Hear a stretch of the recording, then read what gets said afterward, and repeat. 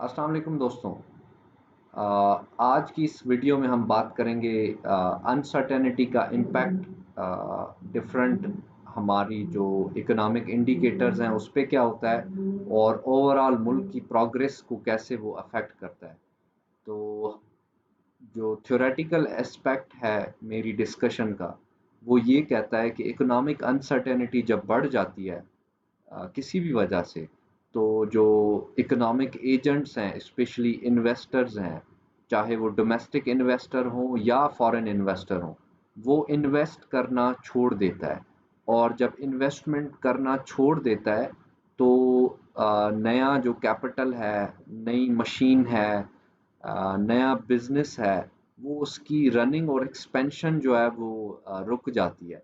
जब वो रुक जाती है तो नई एम्प्लॉयमेंट नहीं क्रिएट होती और इस तरह से इकोनॉमिक ग्रोथ जो है वो स्लो डाउन हो जाती है।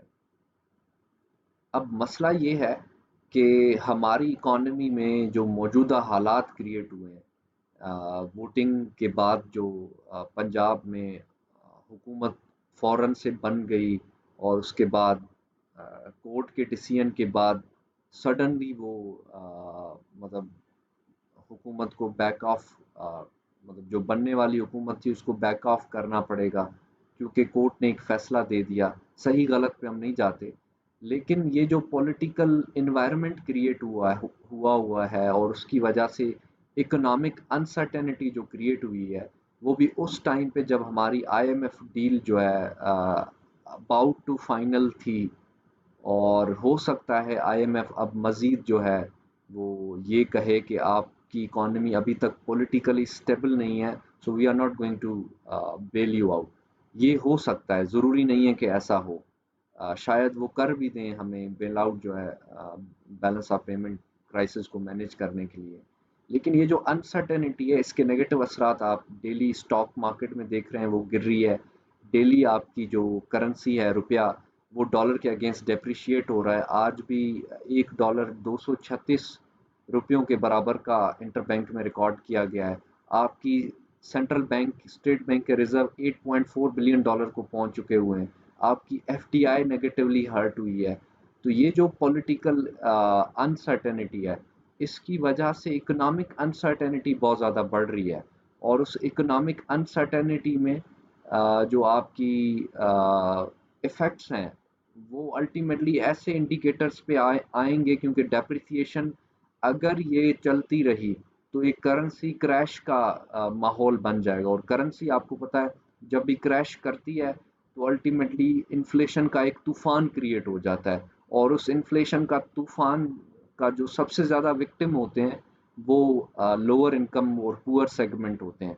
और यही जो अनसर्टेनिटी है, यही अगर रही तो हमारे यहाँ जो इन्वेस्टर हैं वो अगर इन्वेस्ट करना कम कर दें या छोड़ दें, तो हम ऑलरेडी एक डॉलर स्टार्विंग इकोनॉमी है। ना हमारे एक्सपोर्ट उतने ज़्यादा हैं, ना ही हमारे एक्सपोर्ट इंपोर्ट के बैलेंस में है कि हमें जो है ज़्यादा डॉलर की ज़रूरत ना पड़े।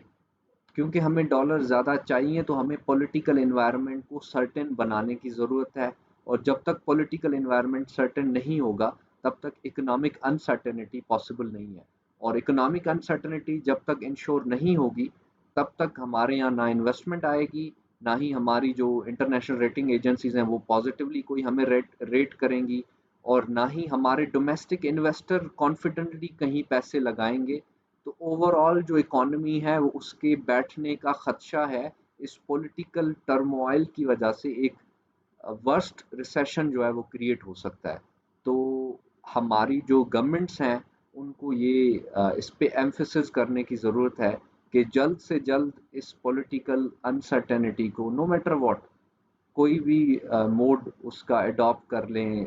कोई इलेक्शंस अगर सॉल्यूशन है तो गो फॉर इट। अगर चलना सॉल्यूशन है जिस तरह वो चल रहे हैं, तो उसको इस तरह से चलाएं ताकि पॉलिटिकल अनसर्टेनिटी वो मिनिमाइज हो जाए, because it leads to economic uncertainty which should be minimized as soon as it can. Otherwise, it has disastrous impact on the overall economy and its progress. दूसरी बात मैं ये मुतवज्जा मतलब दूसरी बात जो मैं चाहूँगा जो करनी है मैंने वो ये है कि हमारे यहाँ हुकूमतें जो भी आएँ, चाहे वो पीपल्स पार्टी की हुकूमत हो, पीपी की हो या पीएमएलएन की हो, इकोनॉमिक रिफॉर्म्स जो हैं, उन पे फ़ोकस कम होता है और शॉर्ट रन प्रोग्रेस जो है उस पे ज़्यादा फ़ोकस होता है। तो हमारा इकोनॉमिक स्ट्रक्चर जो है उसको बगैर चेंज किए हुए हम इकोनॉमिक डेवलपमेंट अचीव ही नहीं कर सकते। लोगों की क्वालिटी ऑफ लाइफ इम्प्रूव ही नहीं कर सकते। इसकी सादा सी मिसाल क्या है? टैक्स रिफॉर्म्स करने की ज़रूरत है क्योंकि हम साउथ एशिया में सबसे लोएस्ट जो है टैक्स टू जीडीपी रेशो हमारा है 10% और इसके अराउंड 10-11% के अराउंड। तो हमें जो है इसको 20% तक लेके जाने की ज़रूरत है। तो क्या कोई ऐसी हुकूमत आई है हिस्ट्री में हमारे मुल्क में या लाई गई है, अगर हम उस एस्पेक्ट में बात करें तो क्या हमारे मुल्क में ऐसी हुकूमत लोगों ने सेलेक्ट करके, लोगों ने इलेक्ट करके लाई है?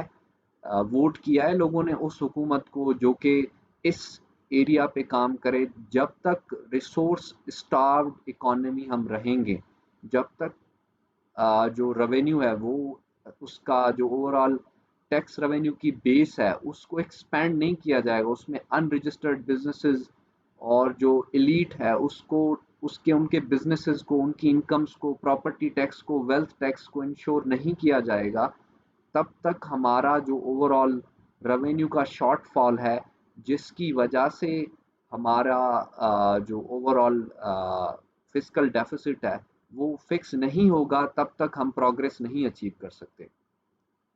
सोशल डेवलपमेंट प्रोग्राम जिसमें हेल्थ पे स्पेंडिंग, एजुकेशन पे स्पेंडिंग, टेक्नोलॉजी पे स्पेंडिंग, ये तब तक नहीं हो सकती जब तक हमारे पास ज़्यादा रेवेन्यू कलेक्शन नहीं होती। और रेवेन्यू कलेक्शन सिर्फ जीएसटी या इनकम टैक्स से नहीं होती, उन लोगों को टैक्स करके नहीं हो सकती जो ऑलरेडी टैक्स हैं। इसके रिफॉर्म्स को अगर कोई हुकूमत एजेंडा बनाती है तो you should vote for that party rather than a party which does not have any economic reform programme. दूसरा issue, balance of payment crisis का हमारे यहाँ परमानेंट इशू रहा है। उसको फिक्स करने के लिए कोई लॉन्ग टर्म प्लान, कोई गवर्नमेंट जो हमारे यहाँ रूलिंग गवर्नमेंट हो रह चुकी हैं या आई हैं, क्या उनके पास कोई अल्टरनेटिव प्लान है कि कैसे वो इम्पोर्ट्स को, इम्पोर्ट लेड ग्रोथ, इम्पोर्ट्स के थ्रू इम्पोर्टेड इनपुट बाय करके और उनको यूज़ करते हुए अपनी आउटपुट बनाने वाला जो मॉडल है इसको कैसे चेंज करें? लोकली होम ग्रोन जो इनपुट्स हैं, लोकली होम ग्रोन पॉलिसीज के थ्रू हम क्यों नहीं ग्रोथ अचीव कर सकते? पुअर लेड प्रोग्रेस को क्यों नहीं हम एजेंडा बना लेते जो कि जिस पे दुनिया अभी जा रही है? हम क्यों उन हुकूमतों को वोट करते हैं जिनके पास इकोनॉमिक प्लान ही नहीं होता?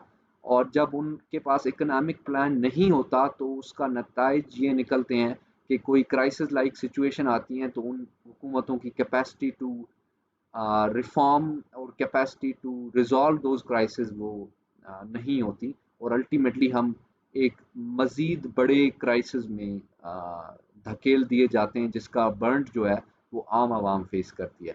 तो हमें ये सारी चीज़ें सोचने की ज़रूरत है कि जब भी हम वोट कर रहे हों तो उन पार्टीज़ को या उन इंडिविजुअल्स को वोट करें जिनके पास मुल्क के इकोनॉमिक मसाइल की अंडरस्टैंडिंग हो और उनका सलूशन हो जो कि वर्केबल हो, डूएबल हो। Thank you.